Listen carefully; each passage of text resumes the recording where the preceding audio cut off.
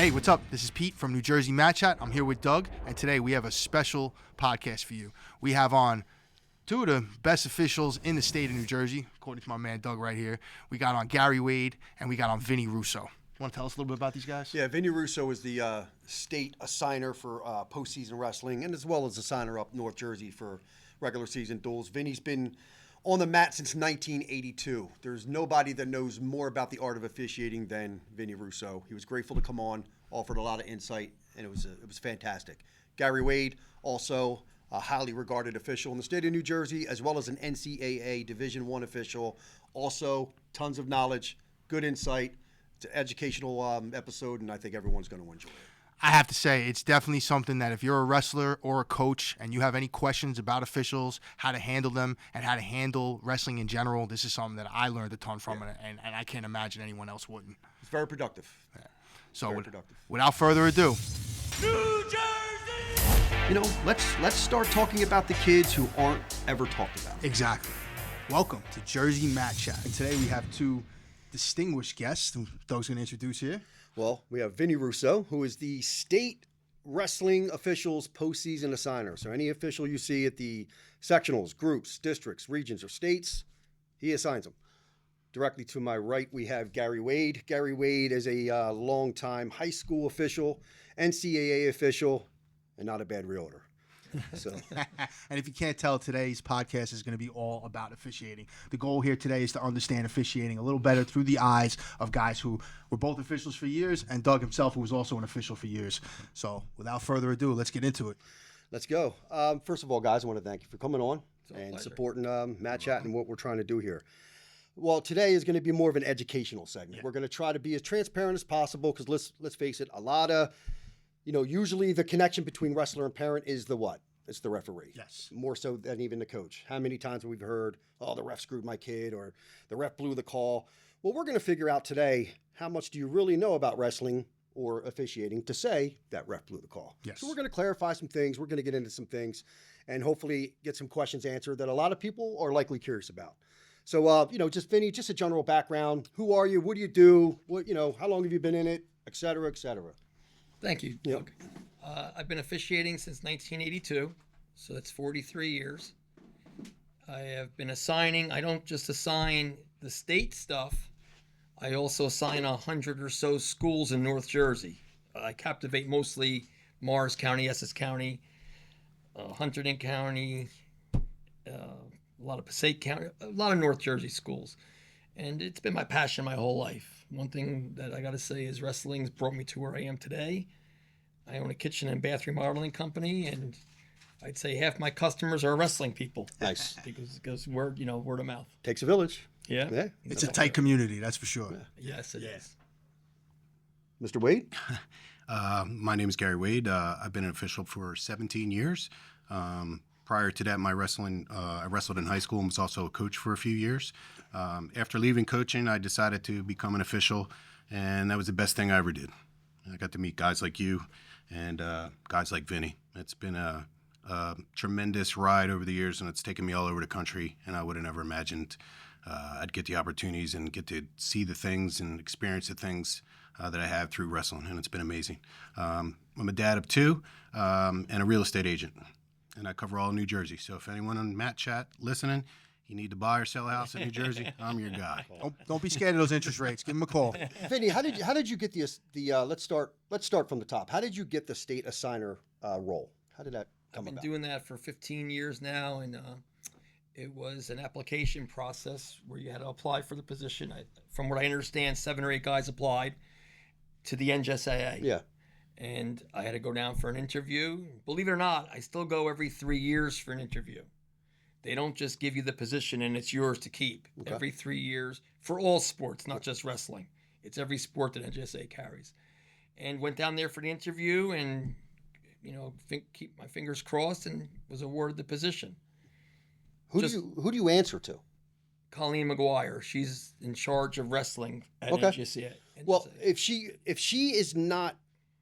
doesn't have a wrestling background, it's safe to say that she doesn't. Who holds you accountable? Howie O'Neill, Okay. who runs the state tournament in Atlantic City. Okay. He's the one that really he'll be the one to call me most of the time, and any changes that are occurring assignment-wise, location-wise, and such. He'll be involved in that. Okay. Interesting. Gary, tell me about you're also the cadet supervisor. Or are you still active in that role? Still, yes. Okay. Let's talk about recruiting officials, the process of recruiting officials, and the current state. How many officials are needed? How many do we have? The importance of getting more guys on the mat. So the New Jersey Wrestling Officials Association, NJWOA, we'll refer to it, has for years had a supervisor in each chapter, a cadet. Correct, Vinny? 7 chapters. 7 chapters, and each chapter has a cadet supervisor. That role is to help teach, mentor new officials that are coming in. When I first got in 17 years ago, it was a 2-year program. Now it's down to a 1-year program. I can't stress enough that we are short officials, and I'll say it again, we're short officials. Why do you think we're short of officials? I think there's a lot of reasons to it. A lot of guys don't want to deal with the stress of it because there is stress. I know you'll definitely agree with It's that. not easy. It's not easy. And I just think, some people say that I'm not going to go out there and get yelled and screamed at for making a certain amount of money. At least that's what I've gotten from guys. I've tried to recruit other refs or umpires in other sports, and it's the first thing they say to me. I would never do wrestling because we see how you guys get treated. It's so intimate.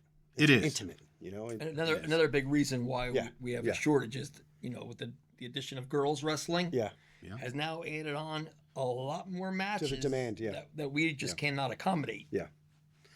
That's an issue. Do you think the what does a varsity official make per dual meet now? What are we at now, Vin? 105? 105, yeah. 105 depending on the state. a duel, yes. Okay. Yeah. And then 60 or so for junior varsity. It was like 72 when I started, or something like that. Yeah, it was a long time ago. Now you can make $165 to do a varsity and JV combo. Yeah. Okay.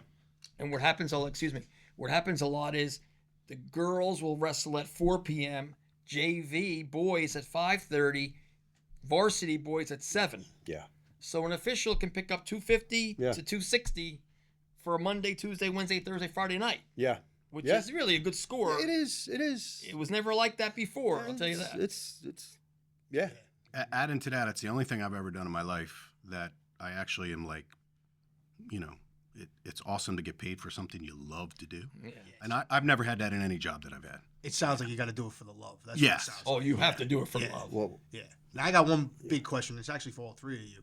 What's the biggest shift in perspective when you become an official? From you're in wrestling your whole life, maybe you're coaching, you're wrestling. Now you become an official. What's the biggest shift in perspective that you see for the sport that you didn't see before? I'll start with that if you guys don't mind. Yeah, go ahead. When I referee, let's say a wrestle off at a high school, and they hire officials now quite commonly. Years ago, the coaches used to officiate the wrestle offs, and they hated it. Yeah. They blew calls. The parents were calling them with problems and issues. My son won the match, but you blew the pin. You missed it. And the coaches understand how hard it is. People don't realize it's a lot harder than it looks. When you get a good official who knows what he's doing, you really should compliment that guy because it's not easy to do. Correct. Yes. To walk out, I tell the referees this. If there's 500 wrestling officials, which there are, over the course of a career, between 5 and 10 officials out of 500, 1 to 2% will have respect from the crowd when they walk into a gymnasium. Agreed. 1 to 2%. I agree. 98 to 99% will have no respect. It's hard to gain it, hard to garnish it. Yeah. That's the goal, is to be able to walk into a gym and have the crowd, before the match even starts, gravitate towards a quality official. Yeah. That's the goal. So you're saying there's 5 to 10 officials in the state that get out of that respect, basically. Correct. Wow. That's it. That's being generous. Yeah, being generous. Yes, that's being To generous. parlay with Vinny's saying too, it's a good feeling when you walk into a gym and you see the coach, and they go, "Thank God it's you."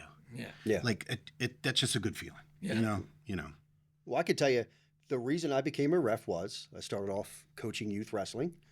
And in my ignorant opinion, I thought these guys aren't very good.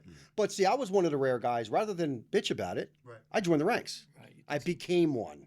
And I felt, in my opinion, that was going to do more. So in other words, when I got into it, I did realize that I'm not the best official. But I thought I was better than the guys I was bitching about. So I felt like I at least made a difference. Right. So I put up, shut up, and did it. That's how I got into it. That's a great word. What makes a great official? I'll tell you what makes a great official. There's a lot. There's a lot of. But here's the caveats. biggest component, and everybody will agree to this. When it comes to making calls, it's kind of easy to call a takedown. It's kind of easy to call an escape. It's cut and dry for the most part. Mm-hmm. What separates the men from the boys is stalling. The official that has a strong handle on how to call stalling, and more importantly, when to call stalling, and also importantly, who to call it on. Now, my adage my whole career has been this. Guys are riding parallel on the mat. The top guy's parallel, the bottom guy is dead. Who's stalling? The top guy. Even though the bottom guy is dead, the top guy, all he has to do to get the stall call on the bottom guy is jump to the side. That's how easy it is. As long as you're parallel, the bottom guy will never get hit. Gary, what's 90% of this? 90% of the time, though, the officials will bang the bottom guy. Correct, and that's a problem. And I have clinics. Yes. I run a clinic at Rutgers. I run a clinic at MetLife Stadium. We get between 100 and 200 officials there, and I hate to say this, but I can talk until I'm blue in the face to get them to adhere to that easy system. The problem is a lot of officials do not want to get yelled at by the coaches, and when you bang the top guy when the bottom guy is doing nothing, you get yelled at. Yeah. But you know what? Once you keep on making that call consistently, now all of a sudden they know it's coming. I mean, stalling, hopefully this is a segue into leading what you were going to talk about with stalling. But, I mean, stalling to me is like the most controversial thing in the sport of wrestling. Correct. Because all four of us sitting at this, and I know, Pete, you didn't wrestle, but you know about wrestling. Yeah. You know, you're going to have a different opinion than Doug, myself, and Vinny.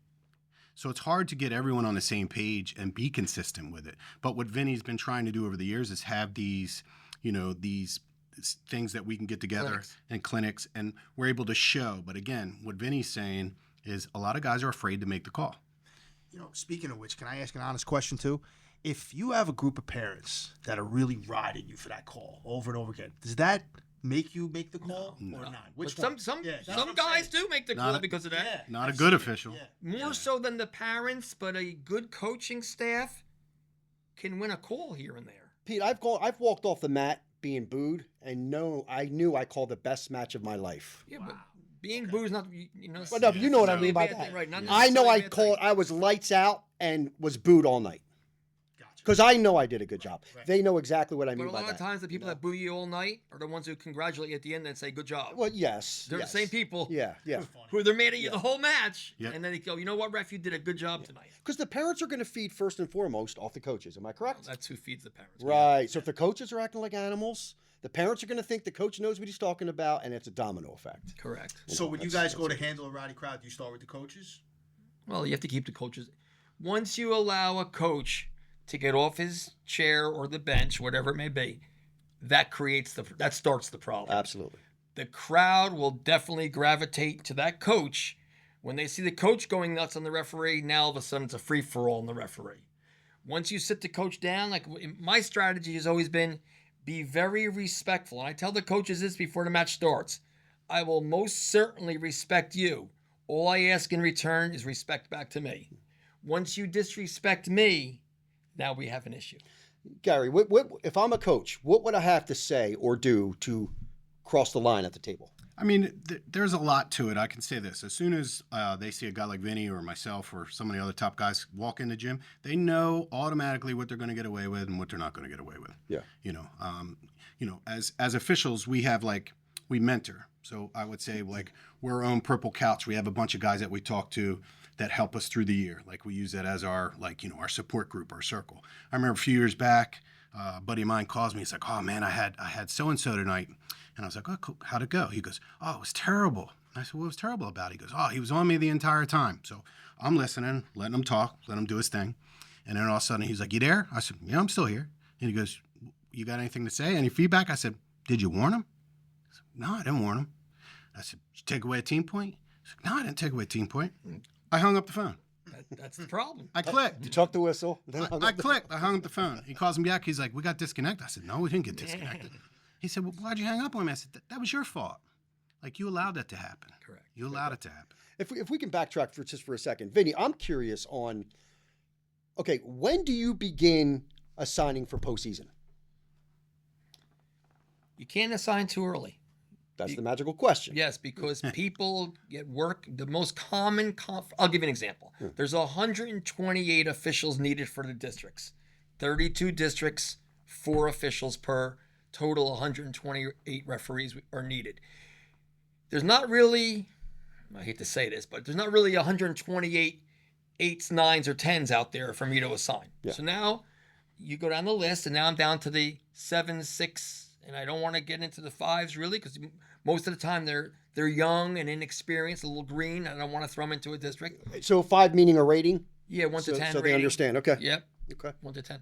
And what happens is when I assign the 128 to answer your question in January for a February assignment, only 4 weeks prior to it, I'll get back about 20 to 30 turnbacks. Yeah.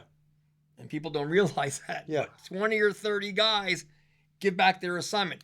Nobody really gives it back because they say, oh, I'm pissed off, I don't want to do it. No. It's because of work, injury. I get a lot the week of the districts, either sickness or injury. Mm-hmm. The day before or 2 days before is sickness.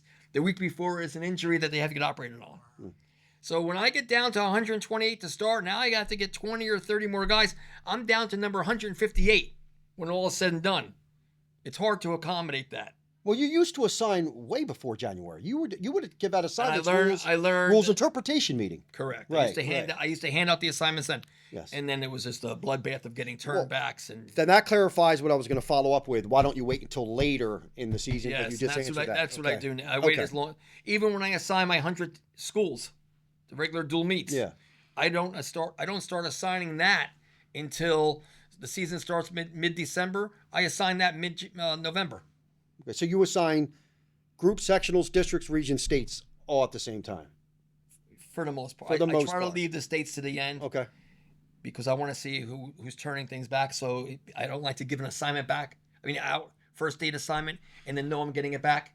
So I see who turns back a region, and then I'll know he's not going to do this. Gary, when you got your assignment for your first ever state final, what'd you think, man? Ooh, man. Talk about like the feeling of that is like the excitement of it. Yeah. And then you're looking at it like, wow, that's the pinnacle of what we do. Man, that's at the pinnacle of the sport. Absolutely. When I first started officiating, my goal was just to make some side money. I'd just gotten married, figured I just got out of coaching. Let me make some money on the side. I had no aspirations of climbing the ladder whatsoever. And then once I got out on the mat, it's like I've never done a drug in my life. Officiating wrestling is like my drug. Like it's awesome. Yeah. Like, it's a great feeling. So as soon as I start to get that taste, first district, first region, and then first state assignment, it's like, okay, maybe I'm on the right path.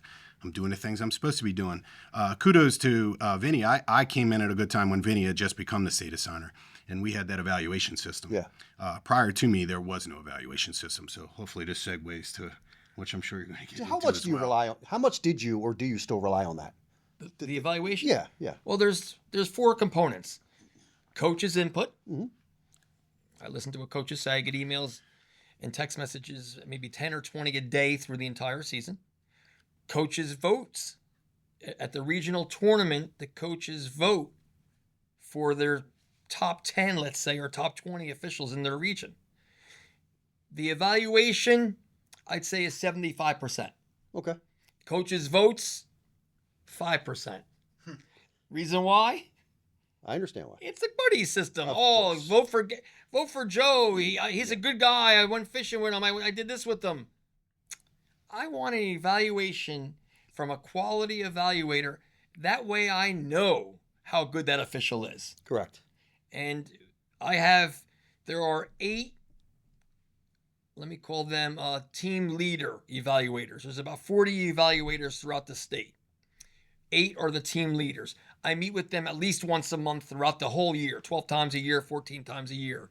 And we go over every single person in that wrestling roster book. If there's 500 guys, we go over 500 referees and we talk about everyone. It takes about 6 to 8 hours, and we talk about everyone, and then we start segregating who's qualified for a district, who's qualified for a region, who's qualified for a region final assignment, which gets very tough, and then who's qualified for a state assignment. I'm going to touch on what you and Gary just spoke about a minute ago when he got his first state assignment. As the assigner, something very interesting happens when an individual receives a state assignment for the first time or second time. Their performance goes down for the year. Interesting. Do you think they've made it? Nerves. Nerves? Okay. And they can deny it all they want. I would think that's more of being more content than nerves. No? Nerves. They go to a match now, they do not want to screw up anything. Okay. So what happens when you try to prohibit a screw up? You screw up. Human nature. Is there more nerves in states or in the districts? Oh, state. The states? Districts are, there's 2 guys on a mat, which is the same as the states, but it's a different animal. When you're in front of 10,000 people, there is no, people don't understand this. The refs are just as nervous as the wrestlers. The OP, just so you understand, in your typical standard dual meet, Yeah. there's only one official. Right. Correct. Yeah. In a packed gym, in a high-intense dual meet, being by yourself, in my opinion, Vin, all due respect, is a lot harder than having a qualified assistant directly across the mat from you. Now, that's my opinion. I mean, In North Jersey, we only use 2 guys. That's fine. I only assign 2 Okay. guys for any, again, I'll rank the matches 1 to 10. Yeah. A 7 match, 8, 9, 10, we'll have 2 guys on it for that same reason. What do you think? I mean, 2-man mechanics to me, that's all we do at the NCAA level. I really like it. Well, we're talking about what's more difficult, being by yourself in a big duel or in a state final with an assistant? Being by yourself in a duel. Yeah. To me, You to me, a thought it duel. was easy? To me, a dual meet is like the hardest thing you can get through. Tournaments, it's like you get to relax, come off, like you're on a rotation. A duel, like you're out there the entire time. Well, you guys agree at the state level, the wrestling's better. Wrestling is better. You're not going to get the crazy locked hands and illegal moves and the flopping around. It's more a natural flow of how the sport. I say that to my cadets all the time. I'm like, you guys have the hardest job. You're coming up, you're starting, and you're going to start school, officiating JV, 5 and 6-year-olds, and the score's 34-32. The higher level wrestling, which I don't know if you'll agree, is easier to officiate. Now, here's the difference between higher level wrestling and the other wrestling. That's when the official comes into play, being able to distinguish what's stalling and what's not. Yes. Yes. Now, Vinny, how many? Excuse me for 1 second, Yeah, to finish that. Yeah, sure. That comment. The wrestling mat in the state finals, state semis, is filled with landmines. And I tell the referees, every one of them, before they go out there, I don't care who you are. You can be Gary Kessel, Mark Sherman, Joe Longo. It doesn't matter who you are. Today, somebody's going to step on a mine. Yep.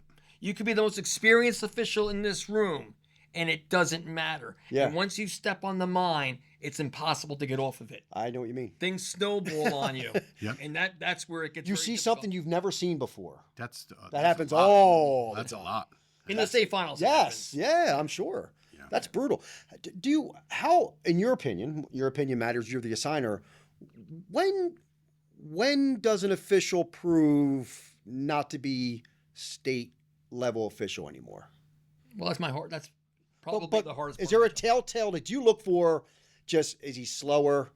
Is the appearance is lacking?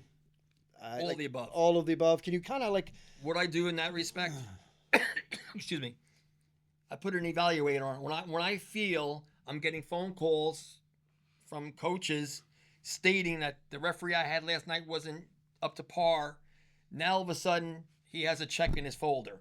Get 2 checks, now an evaluator goes on you. Yeah. If you don't pass the evaluation process, that test, you're done. Yeah. And the hardest part is to tell a 40-year veteran that you're not qualified to do the state tournament Yeah, I anymore. hear you. And it happens all the time. How many have you ever driven home at the end of the state tournament and said the 24 best officials were not there? Have you ever told yourself that? Like, do you ever criticize yourself saying, I had the right 24 guys there? Or have you found yourself thinking, I did not have the right 24 guys there? You've been to the States how many years in a row? Many years. I'm not knocking the previous administration with the signing at all. Right. I'm not going anywhere close to that. But years ago, the boos in the audience were unbelievable throughout the tournament. Last year we had one boo the entire tournament. One. A few years ago, I sat next to the editor of the NFHS book. The guy wrote the book. Sat next to him. I said, let me ask you a question. How many state tournaments have you been to? He said, 38 different states I've been to. I said, just out of curiosity, where does New Jersey rank as far as quality of officials in the state tournament? He said, hands down, by far, number one. Oh, I've traveled the country with my son, and let me tell you something. The officials outside of New Jersey, respectfully speaking, aren't up to New Jersey's. No, New Jersey is the Not leader even of the country. Close. We're the envy of the entire country. Not even close. As far as quality of officials go. There's a lot of states that are very good officials Yes. that I get to work with. So Yes. I get where you guys are coming from. I do understand. But yes, New Jersey's known for being Overall, Yes. we have a very high We're spoiled. quality. We're spoiled Yes. here. Yes, we are spoiled. But the clinics and all, Yeah. we do Rutgers every year. We do MetLife, like I said. It makes a difference. Yeah. And just so you know, when it comes to an evaluation process that is instituted now, when you have a number on your back, you now become accountable. Accountability means I must raise my game because I don't know if I'm being watched tonight. Yeah. Go ahead, Gary. And you were the first to implement it in the entire country, correct? Yes. We were the first high school In the country? association to do Yeah, The first okay. state. Yeah. Okay. It was in college, but not the way it is now in college. Yeah. They used to have Pin-ons. pins Yes. Yeah. Yeah. right now. Looks so cheesy. You But, did. it was but it effective. worked. It was effective. It worked, Yeah. yeah. What's the biggest no a ref could do in a match? Rabbit ears. Yeah, Okay. I agree. And what you Okay. just said, don't listen to the coach who's yelling Yeah. to get a call. Yeah. Once you do that, your credibility is just it's shot. Yeah. And what about the perspective from wrestlers? Like, if you guys now are on here, right? Hopefully, we got a lot of wrestlers and coaches watching this. What would you say to them? What kind of advice would you give to them when they're coming up? If you respect the official, you'll get respect back. Okay. That's the biggest thing. Once you disrespect an official, you've lost the camaraderie between wrestler. Gary, do you agree with this? Referees love wrestling. We do. We love it. Yeah. We don't like it. Yeah. We love it. We want to see kids prosper. We want to see kids achieve. That's what we're there. That's what we do it for. Not for the most part, guys don't do it for the money. Most guys do it because of the love of the sport. Yep. Would agree. No, I don't. Well, yeah, of course. I just find it, getting back to the whole booing and things like that. And I'm gonna follow up what you said. Now, you mentioned there was very few boos this past year, but we talked earlier about booing being a misconception of a referee being good or a misperception of a referee being good or bad. So if the arena boos, that doesn't mean the officials are doing a poor job. The most common boo is because of stalling. Okay, but By far. But who's booing? People who want the call. But I'm digging back into what he was asking. What's that? It's that does the crowd pressure you into making a call that's not real? Not a good official. No, not a good Okay, official. well, Not a good but it's still, but we're human the beings. element's still there. Yeah, Yeah. the element is The still there. element is still there. There's going to be that official that might bend.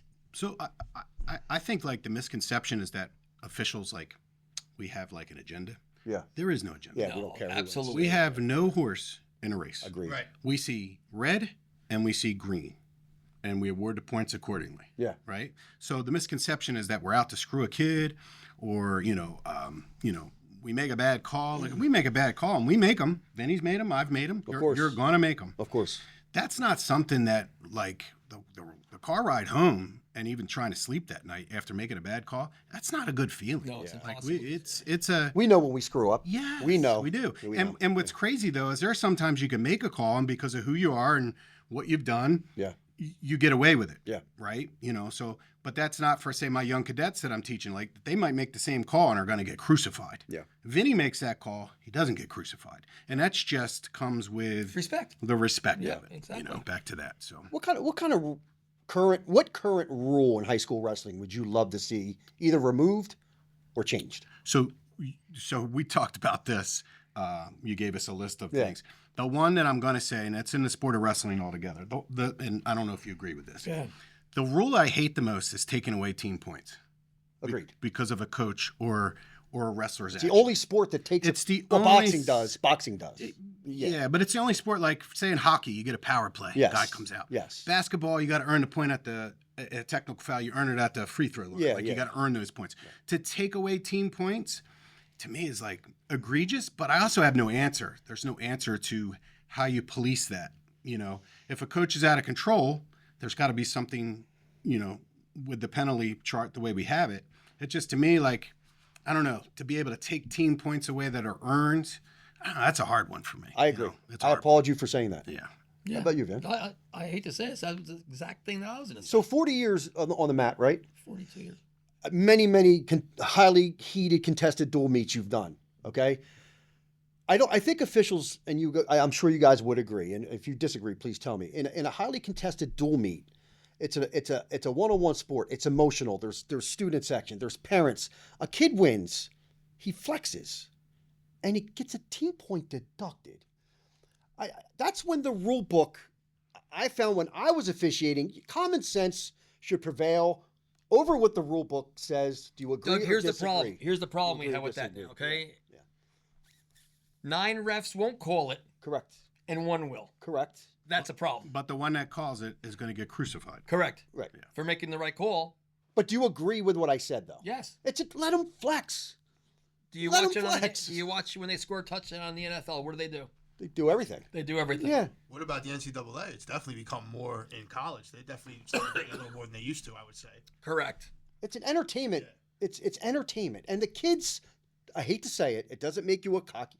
They deserve to do this. Or they deserve to they deserve that opportunity. They earned a little bit of it. They're yeah. teenagers. You just It's don't wanna cross- fun. There's a line, of course. Yes, of course. We don't want to cross the line, but flexing to me is not crossing the line. Yeah. I mean, it also depends, and I hate to use this legal jargon, the totality of circumstances. Is it a hotly contested duel where there's been some stuff going back and forth? Was there something that happened prior to the duel meet that now the kid's doing it in retaliation? There's a lot to it, you know what I mean? And I think there's a fine line, and I think a good official can recognize that, Yeah. you know. I actually think I know what you're talking about because I remember this year. no comment. I'm just saying. Nope. But to me, that bothered me that whole day. No, Hey, you don't have to say nothing. He's seen the video. Yeah. I sent it to him. But Yeah. to me, as a casual fan, not even because of who it was or anything like that, Yeah. I was just like, I don't understand. It was wasn't bad. Disrespectful to the other opponent. It was I bad. would say that's the It line was you're talking bad. about, right? If you're disrespectful to the other opponent, I get it. Yes. You don't want to be. But if you're just celebrating your own achievement, how could that be?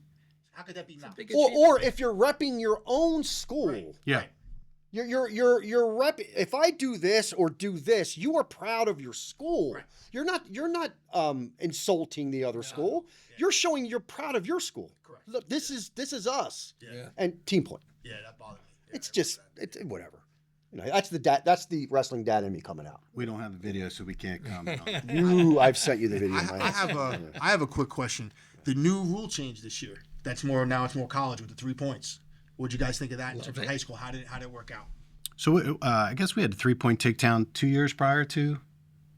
No, same year. Yeah. No, college did it 2 years ahead of time. Yeah. Yes. 2 years ahead of time, yeah, because we were a new rule change Yeah. 2 years ago. So I got to see it firsthand with college, and I'm like, oh man, this would be amazing for high school. Hopefully they do it. And then they went to it, and to me it was like, wow. I mean, one thing you hear about wrestling is that it's boring, right, to watch. Like, Yeah. There's a lot of people I know that I talk to, and they're like, wrestling? You're into wrestling, like WWE or WWF, whatever it is. Yeah. And I'm like, no, real wrestling. Yeah. And they were like, oh, we've tried watching it. It's so boring.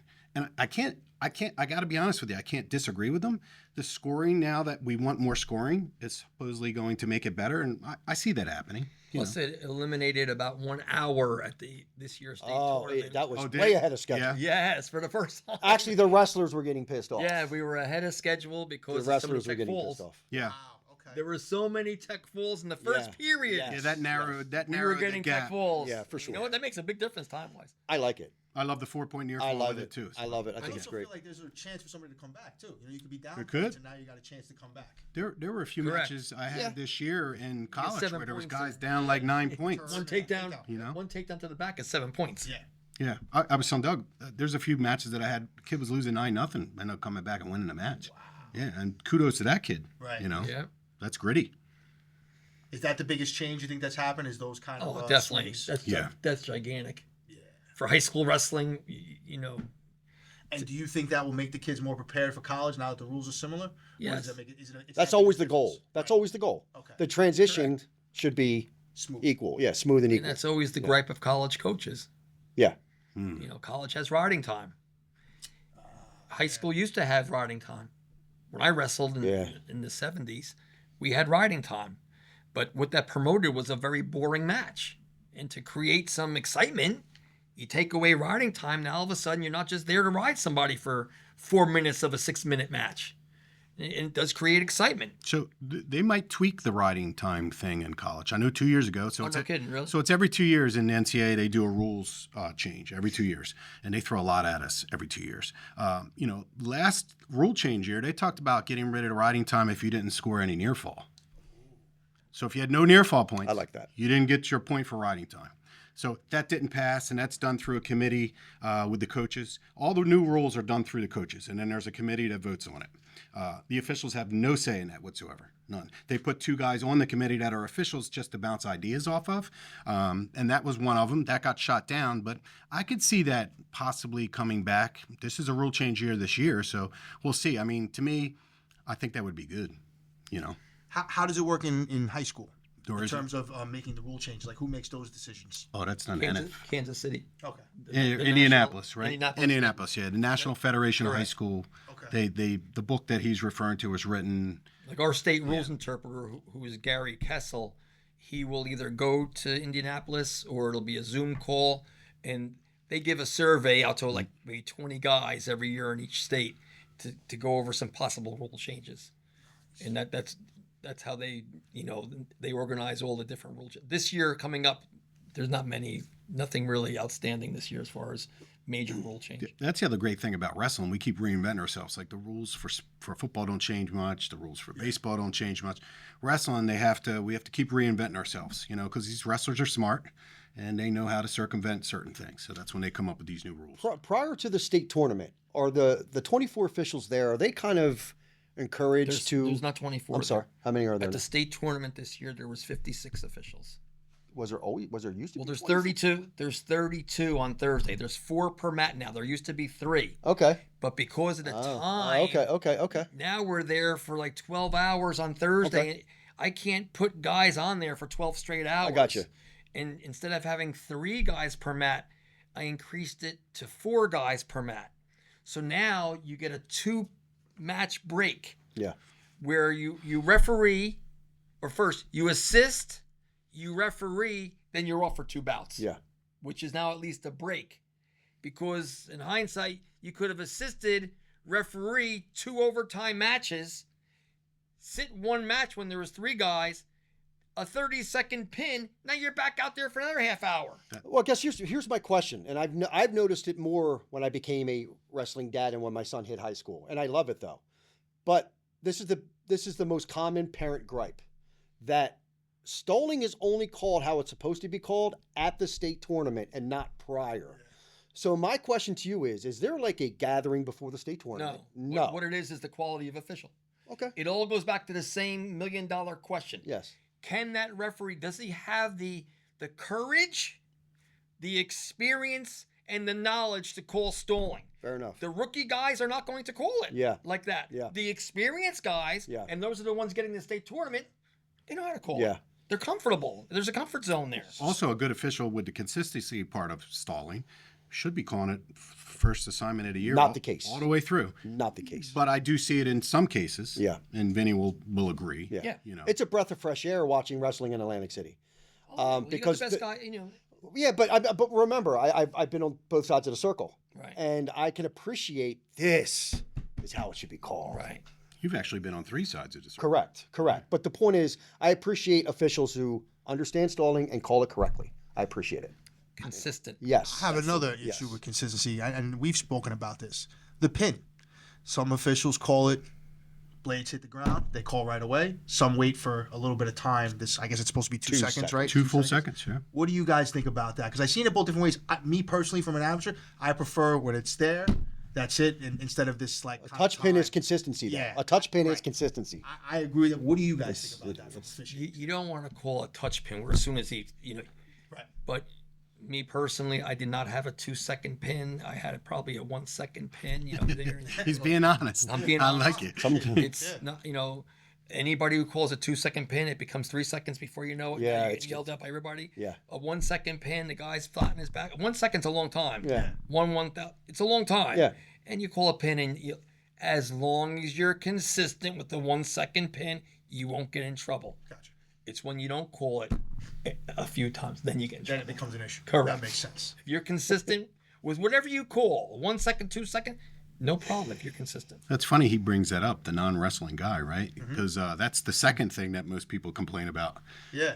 Stalling, and then he calls pins too fast or too slow. Slow. Yeah. Right. I called him quick, but I was consistent. People like a quick. I felt like it was the Coaches Do they? Coaches like a quick. But Right. do you guys understand what I mean? The easiest way to be consistent is having a method that keeps you consistent. Correct. Yes. So if I'm a touch pin guy, it might not be by the rule, but if I'm that way all the time, you can't complain. Touch pins getting you in trouble though. They They do. do. Just so you know, But let's touch a on the 1-second pin you can get away with. A touch pin can get you in trouble. I'm not saying I don't disagree with you, but we have to make a choice. How is my brain going?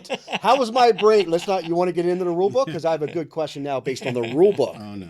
I got a rule book question here. Okay. Correct me if I'm wrong. The rule book may have changed. Is a front head and arm situation a potentially dangerous situation? Any headlock is. Yes. How come it's never called? Never. Why? That's in the rules, It's in though, the right? rule book, right? Now, I want these people that are listening to understand that. That's not necessarily true, Doug. front I've caught head and many arm? front head and arms, possibly potentially dangerous if you see them on a carotid artery. Okay, but that's not what the rule book says. The rule No, book, And you're a jiu-jitsu guy? the rule book does not say Rule book carotid says artery. any headlock Any headlock. is Right. potentially dangerous. So this kind of defends us, Yeah. is what I'm saying. So there's the rule book that says this is if we call everything by the rules, the sport would be completely different. If we went by the rule book, Absolutely. right. And- So when do you throw the rule book in the trash can? Again, the word is consistency.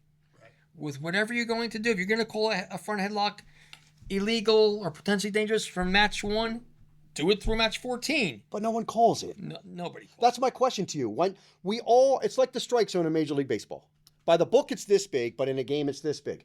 When do officials decide, whether it's subconsciously or not, to say, I'm not obeying that rule? And why do we decide that? Right, and that's one of the few that you're right. I have to agree. Is there I want your reason. Why do There's you no choose? reason. I can't even give a reason. But you know what? I'm with You're- Vinny too. No reason. There's no reason. Is it a common sense thing? I think the reason though is Common because sense. what you're valuing is consistency. So as long as it's consistent and it's the same each match. But Doug makes a good point. Yeah, no, He you're does. right. It's really- in the rule book, He though. makes a good point. But there's one word that kind of comes to mind when you say that, right? Discretion, right? Right. You know, my discretion. Am I going to call every time a guy flexes his? I'm probably not. Right. You know, it depends on the totality of I- circumstances. But the rule book tells me that's taunting, that it should be. I know. Right. That- It's the art of officiating. But there's discretion. Doug, that's a involved. very just so you know. I That's a think very good question. Thank you. To be honest with Thank you. you. Thank you. The discretion point. Discretion. That's from, and I don't know if you guys know soccer, but in soccer, the ref has discretion. You know, if he sees a penalty, if the other team has an advantage, they don't have to make the call. Right. Because the team's got the advantage. There's discretion. And involved. that's his I think discretion. that's awesome. Yeah. Whereas I feel like football and stuff has become just by the rule book. You know, it's like almost like you're in a courtroom. That's technically a foul. You know, like nobody pays attention to what's going on. Yeah. So I like the discretion part. Does that play a part in wrestling? A big time? Absolutely. It does, yeah. I also like using this adage. Common sense should prevail, Yes. right? Common sense should prevail. A common sense official Yeah. is the winning official. Yes. I agree. Yeah. I assign common sense officials. That's taken into my equation. Yeah. Who has the common sense out there? The guy that's calling 10 cautions in the state tournament is not my guy. Yeah. Talk to the wrestlers. Make sure they don't do it again. If they do it once, instead of being in front of them to blow the whistle, get behind them so they can't even see you. Take a breath in to blow the whistle. And it's okay to take it on That's when they yourself jump. once in a while. The good Point ones, to another the other mat. The other mat. Yeah. And Exactly. yes. That's Yes. the way you handle cautions. I try to tell my cadets that I teach in class, and I use this: don't shake beehives. Yeah. Right? When you see a beehive, you don't go up and shake it, I like right? that, To get everybody angry. Yeah. If there's something you don't have to call, use your discretion. Yeah. Right. Judgment. Use discretion, common right. sense, Yeah. right? So don't shake beehives. That's kind of. You guys mentioned before, not everybody's perfect. So you make a bad call. What's the best way for a coach Change to it. approach you about it? Change it. Change it. Oh, you got it. The best officials change their call. Okay. We all make bad calls. You make a bad call. If you have an assistant, the assistant is instructed to come over to you immediately to say, I don't have that. The referee has the final choice on what to do. He should change that call. I tell the assistants in the state locker room, I say, do not go over to that head official unless you're 100% sure that call you did not agree with. If you're 95% sure, don't go over. Yeah. Go over when you're 100%. And I tell the referee, the head referee in that situation, if that guy's coming over, you better make sure you consider changing that call because he's not wasting his time on it. And perception, everyone could see what's going on. If I go to Doug makes a call, and I go to him, they know why I'm going to him. Yeah. I'm going to say, hey, I didn't have that.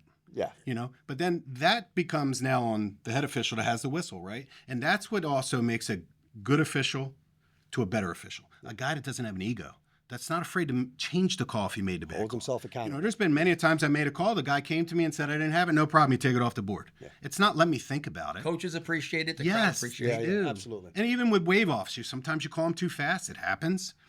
You wave it off right away, there's no harm in that. No. There's no harm. You did the right thing, you took it off the board. We have a very educated audience in New Jersey wrestling. Yeah. They are extremely educated. They appreciate a wave off. They appreciate a changed call. The knock on assistant referees for years has been they don't do anything. Right. Yeah. They just sit there, they get paid to do nothing. Now, through all of our clinics and all, you can see interaction now where we never used to see it. We're getting better. We're getting better. Yeah. As a group, we're getting better. It's such a hard thing to do. I can't imagine. It's hard.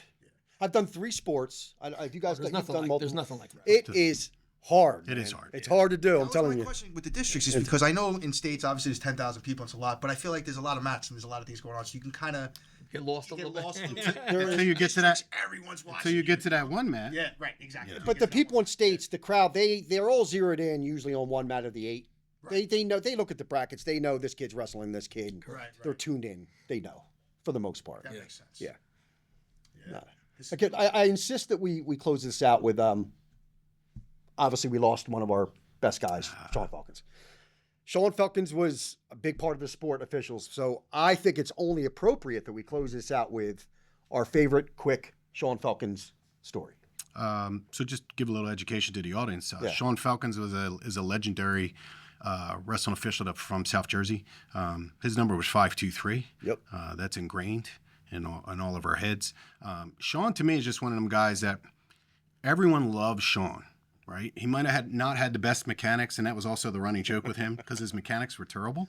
But Sean could get away with that, So my best story with Sean is the first time I became a varsity official, I did a tournament called the Mercer County Championships. He was in charge of that. He came to me for finals and said, hey, you got requested to do a certain match, and I'm putting you on it. And it was the best match of the Mercer County Championships, right? And he had no problem putting me on that, being a Raw.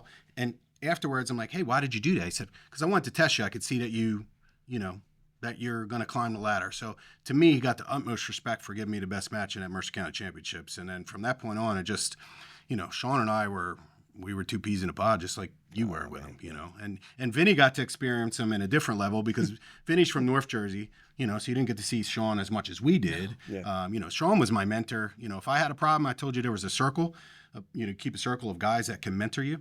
Sean was my first call, to help me through something. And, every year through wrestling and even now, I miss the guy so much. And I think it's amazing that we're talking about wrestling in May.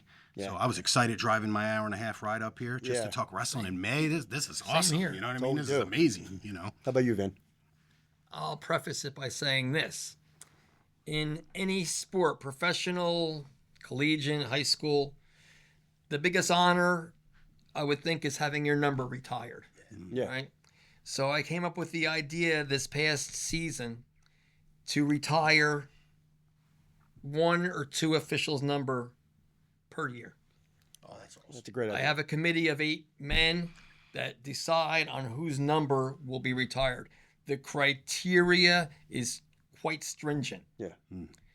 This year, I retired Sean Felkins' number. Has that been officially announced? We gave it to his wife Oh, and okay. kids at a dinner. Okay, We that's had our awesome. first ever That's awesome. wrestling awards dinner That's awesome. Okay. about a month ago, and it's a beautiful shirt. His That's wrestling shirt with his number. I didn't know that. That's awesome. Shadow box. Yeah, That's they did awesome. in that a shadow. shadow box, and we presented it to his wife and his 2 children at the dinner. That's awesome. And you talk about a tearjerker. Yeah. That was a very fine moment. Now, my story with Sean, I refereed with Sean at the state tournament when I was still officiating quite a few times.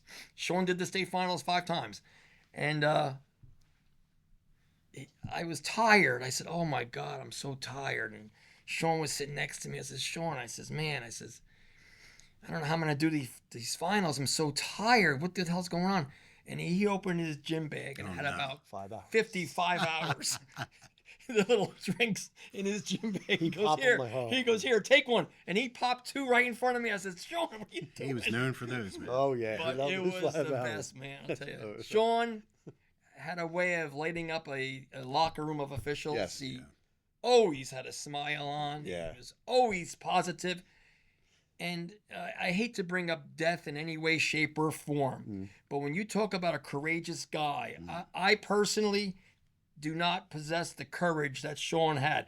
I was sick 5 or 6 years ago with a very bad illness. I lost my adrenal gland, my pituitary, and a thyroid all in the same week. And it wiped me out. And for a year, I was in bed. Sean Felkins called me almost every day. Yeah. It was at least every couple days to see how I was doing. Yeah. Here's a guy fighting stage 4 cancer, and he was calling me to see how I was doing. That was I just admire that. The guy, best. he went above and beyond to show his true feelings to a friend, and I admire that. Do you remember when we were cadets? 2 days before the region tournament, I was a cadet. Gary and I were in the same cadet class. We were going over stalling on the bottom man in the Lindenwald High School wrestling room. Mm-hmm. And we were going over stalling on the bottom man. And Sean Felkins told us, if the top man has a ball and chain, you don't call the bottom man installing. Yeah. You do not do it. That's what we're learning as cadets. 2 days later, I am mat side for the region semifinals. 3rd period, tie match. I forget who was wrestling. That's not the point. Guy on bottom, wrestling. The guy on top puts in a ball and chain. And I see Sean get down on his knees and he whacks the mat. That's stalling. And he directly looks at me and goes, "There's exceptions, buddy." So, but That's dude, funny. it's a true story. 2 days before that, he said it's an absolute no-no. But then he gets down and calls a guy with ball and chain. Bang, bang, puts his fist up. Real quick in the state It was tournament, fantastic. I give 3 no-nos. Yeah. There's 3 times you can never call stalling on the bottom guy. Ball and chain, Boot. arm bar, double arm bar, and legs in. Legs in, you call a stalemate. He called it, man. I could see him doing it. Oh, he hit it hard. And he looked right at me, though, and said, "There's exceptions, buddy." I never got to hear what that exception was. But I hate that you're limiting us to one story with him because there's a million. Well, Yeah. no, that means we come back one day and we finish it. Yeah. That's all we'll do. deal. You know what I mean? 523 podcast. That's Oh, awesome. that would be awesome. Guys, seriously, Yeah, that's a good one. Thanks, man. thank you Appreciate very much, Vinny. Pete. Thank My you pleasure, for making man. the drive. Hope to have you guys back Excellent. soon. All right, 2 best in the business, man. Thanks. Been another episode you. of Jersey Appreciate Mat Chat. Hope you learned a lot. Check us out, all high school New Jersey wrestling. This has been another episode of New Jersey Mat Chat. If you have any interesting stories regarding high school wrestling in New Jersey or something you'd like to hear about, hit us up on Instagram or on any platform, Spotify, all that. And as long as Doug's not hitting me anymore, we'll be all right. But definitely hit us up with some stories. We'd love to have you on. This is, again, all things high school wrestling, and this is going to be a great resource for everybody. So looking forward. Check us out on social media, and we'll talk to you soon. Matt 3, JoJo Burke. St. Joe's, Matt Melanie Bergen Catholic. Matt 4, Luke Johnson, Howell, Santino, Donadio, Frank Memorial. Matt 5, Sean Kenny, Christian Brothers, Logan, Forgage. Matt 6, Peter